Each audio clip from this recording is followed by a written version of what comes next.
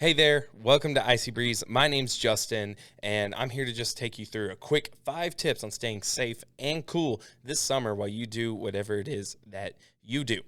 So let's get into it. First off, we all love summertime. Kids are out of school, vacations are ramping up, and it's a chance to get that tan skin and just that sense of freedom. However, that freedom can easily be taken from us by a horrible sunburn, unexpected power outages, and more serious factors that result from both of these: heat exhaustion and heat stroke. So, tip number 1 is to know the symptoms of heat exhaustion and heat stroke. Heat exhaustion can seriously affect your health and can lead to a much more serious condition, heat stroke. And so I've got 5 symptoms of heat exhaustion that we need to know so that you can protect yourself from it. Heat exhaustion is sweating, cold, clammy skin, possible goosebumps on your skin in the heat, feeling weak, headache, and or dizziness. Now, the symptoms for heat stroke are pretty similar. However, it's just the elevated version. And once you get to this point, you need to contact a doctor. So for heat stroke, you have an internal body temperature of over 103 degrees Fahrenheit. You are no longer sweating. You're suffering from some type of confusion, agitation, irritability, disorientation, or delirium. You're also having slurred speech and you're staggering around. You got a headache. You've got nausea or lightheadedness.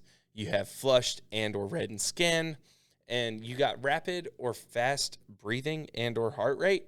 And then lastly, you're suffering from some type of muscle weakness or cramps. So knowing the symptoms of heat exhaustion are very important because we don't ever want to reach heat stroke. So if you ever start to experience the symptoms of heat exhaustion, that brings us straight into tip number 2, which is literally drink water. If you get to the point that you're starting to feel heat exhaustion, we need to start drinking water, finding cover. Now, this point is not just about once you get to the point of heat exhaustion. This is about before you ever get to that point. I know it is easy to drink soft drinks, milkshakes, alcohol, and ice-based drinks with sugar. But in the summer, water is the most vital part of staying healthy in the midst of a long, hot, drawn-out summer. You see, the National Academies of Science, Engineering, and Medicine suggest men drink around 125 ounces. That's around 3.7 liters a day. And women drink around 91 ounces. That's 2.7 liters of water a day. Now, these are the basic numbers that you need to be drinking, but you should also take into account your activity level. If you work out a lot or move around all day, you need to drink more water. Your location. Warmer climates or higher altitudes, you need to drink more water. You also need to take into account your metabolism. If you got a higher metabolism, your body's going to burn through that water quicker. So, drink more water.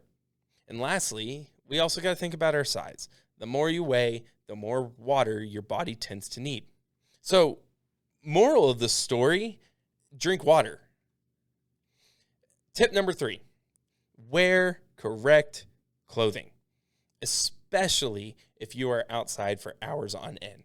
Now, I know it might seem counterintuitive, but to avoid UV rays and damageable sunwear on yourself, wear light-colored, breathable, long-sleeved shirts. This will keep the sun off your arms and protect the core of your body. Wear bucket hats. This is going to cover your head and your neck, some of the most important places to cover. And then lastly, wear sunscreen. I know some of us are completely opposed to it, but put on multiple layers a day. There's no reason for us to go out there and make ourselves suffer the effects of the sun, which can lead to quicker heat exhaustion and or lead us to heat stroke.